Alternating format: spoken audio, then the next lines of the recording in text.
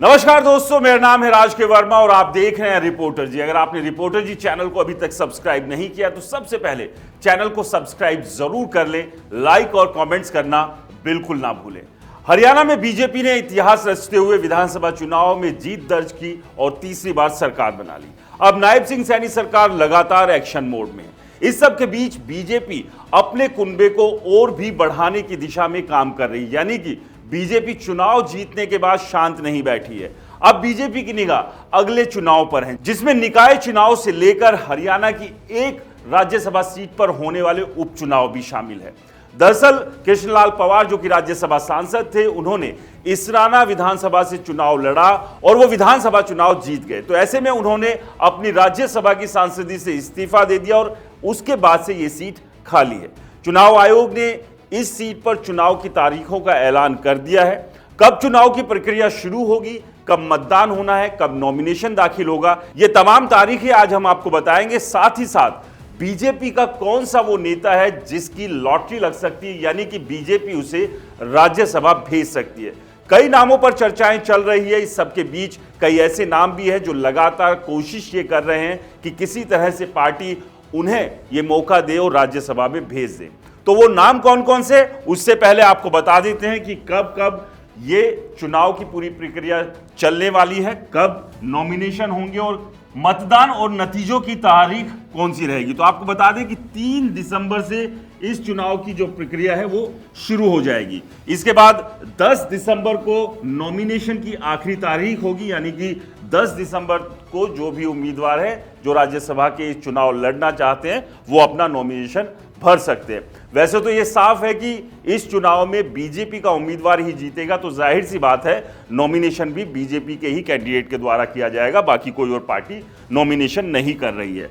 11 दिसंबर nomination की जांच होगी। इसके बाद 13 दिसंबर नॉमिनेशन वापस ले सकते हैं और 20 दिसंबर को मतदान होगा और मतदान के बाद नतीजे भी सामने आ जाएंगे कि कौन राज्यसभा का सांसद बनने जा रहा है। खैर, ये औपचारिकता भर रहेगी कि जो नतीजे आने हैं, क्योंकि बीजेपी का ही उम्मीदवार जो है वो चुनाव जीतेगा, क्योंकि बीजेपी के पास 48 विधायकों का पूरा समर्थन है जो कि इस उम्मीदवार को मिलना तय है। तो ये कुल मिलाकर जो चुनाव की तारीखें हैं वो हैं। इसके अलावा वो कौन कौन से चेहरे हैं जो इस दौड़ में शामिल है, यानी कि राज्यसभा के उपचुनाव में किसे पार्टी टिकट दे सकती है और राज्यसभा भेज सकती है। तो सबसे पहले नंबर पर जो नाम है वो है प्रदेश अध्यक्ष मोहनलाल बड़ोली। और मोहनलाल बड़ोली की दावेदारी सबसे मजबूत मानी जा रही है।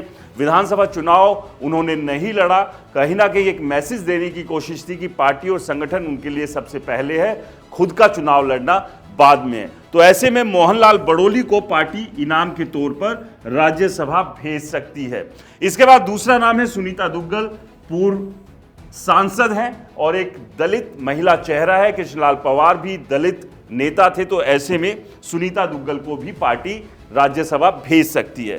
तीसरा नाम है संजय भाटिया। संजय भाटिया भी पूर्व सांसद हैं और संजय भाटिया ने मनोहर लाल खट्टर जो कि पूर्व मुख्यमंत्री थे और अब केंद्र में मंत्री हैं, उनके लिए अपनी सीट की कुर्बानी दी थी और मनोहर लाल खट्टर के काफी नजदीकी करीबी भी बताए जाते हैं और पंजाबी नेता के तौर पर भी उनकी एक पहचान है। तो ऐसे में दूसरे नंबर पर जहां सुनीता दुग्गल है, तो तीसरे नंबर पर संजय भाटिया की दावेदारी को भी कमजोर नहीं आंका जा सकता है। लेकिन सबसे मजबूत दावेदारी फिलहाल मोहनलाल बड़ोली जो कि प्रदेश अध्यक्ष है उनकी देखी जा रही है। और मोहनलाल बड़ोली ने हाल ही में बयान भी दिया था कि जिनके नामों की चर्चाएं सबसे ज्यादा होती है, पार्टी उन्हीं का टिकट या उन्हीं का पत्ता काट देती है। तो 3 ये नाम है, 3 ये वो चेहरे हैं जो अब सबसे आगे रेस में चल रहे हैं। इसके अलावा ये भी नेता कतार में है, जिसमें रामविलास शर्मा और कुलदीप बिश्नोई, ये दोनों नेता भी कोशिश कर रहे हैं कि किसी तरह से पार्टी उन्हें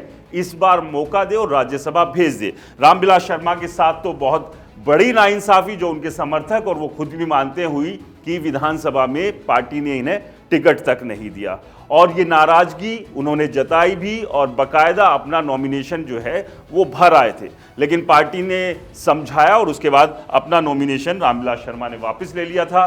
दिग्गज नेता है, पूर्व में कैबिनेट मंत्री रह चुके हैं और हरियाणा में जब बीजेपी का बोलबाला नहीं था तब से पार्टी का झंडा डंडा उठाकर हरियाणा भर में घूम भी रहे हैं। तो ऐसे में क्या रामविलास शर्मा, जिन्हें पार्टी में खुडे लाइन लगा दिया गया, यानी कि एक तरह से ठंडे बस्ते में इनकी फाइल को, इनकी राजनीति की फाइल को रख दिया गया है, क्या राज्यसभा भेजकर पार्टी एक बार फिर से इनकी राजनीति को थोड़ा सा बेहतर स्थिति में ला सकती है? तो ऐसे में रामविलास शर्मा भी कतार में जरूर है, लेकिन संभावनाएं बहुत कम है। इसके बाद कुलदीप बिश्नोई, जो कि पूर्व में सांसद रहे हैं, वो भी कोशिश कर रहे हैं कि बीजेपी उन्हें अब कम से कम उनके ऊपर नजरें इनायत करे और राज्यसभा भेजने का काम करे।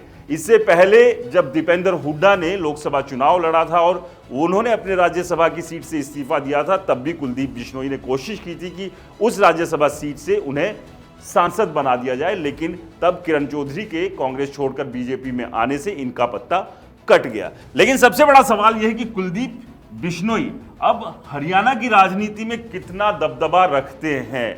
क्या इतना दखल या उनकी लोकप्रियता इतनी बड़ी है कि बीजेपी कुलदीप बिश्नोई को अब आगे करने की स्थिति में है? क्योंकि लोकसभा चुनाव में कुलदीप बिश्नोई को टिकट नहीं दी, उसके बाद राज्यसभा का मौका आया, वहां पर भी कुलदीप बिश्नोई चूक गए। विधानसभा में तो स्थिति ऐसी हो गई कि बेटे भव्य बिश्नोई वो आदमपुर की सीट ही हार गए, जो कि भजनलाल परिवार का गढ़ था। और ऐसे में ये एक बड़ा सेटबैक जो है वो कुलदीप बिश्नोई के साथ रहा।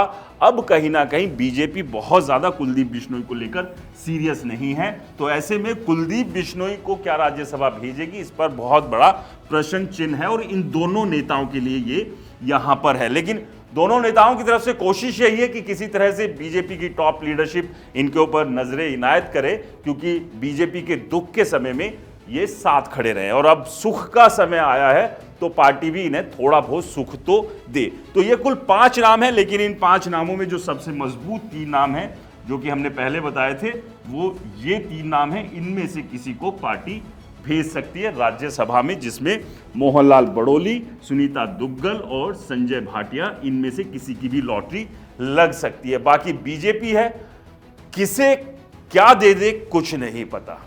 और ये बात तो मोहनलाल बड़ोली ने भी कही थी कि जिनके नामों की चर्चाएं सबसे ज्यादा होने लगती है, बीजेपी उन्हीं का पत्ता काट देती है। और जिनके बारे में दूर दूर तक ये कहा या माना ही नहीं जा सकता है कि बीजेपी इनको भी कहीं लाकर बड़े मुकाम पर बैठा सकती है, बीजेपी ऐसा कर चुकी है और कर सकती है, जिसमें हरियाणा के मुख्यमंत्री नायब सिंह सैनी भी एक नाम है। और इसके अलावा कई और राज्यों में भी ऐसे चेहरों को, ऐसे नेताओं को मुख्यमंत्री बनाया गया जिन्होंने खुद भी सपने में नहीं सोचा होगा। तो अब देखना यह होगा कि राज्यसभा के जो उपचुनाव होना है 1 सीट पर, उसमें बीजेपी किसे अपना उम्मीदवार बनाती है। आपको क्या लगता है, हमें कमेंट्स कर जरूर बताएं। रिपोर्टर जी चैनल को सब्सक्राइब नहीं किया है तो चैनल को सब्सक्राइब करना ना भूलें। नमस्कार।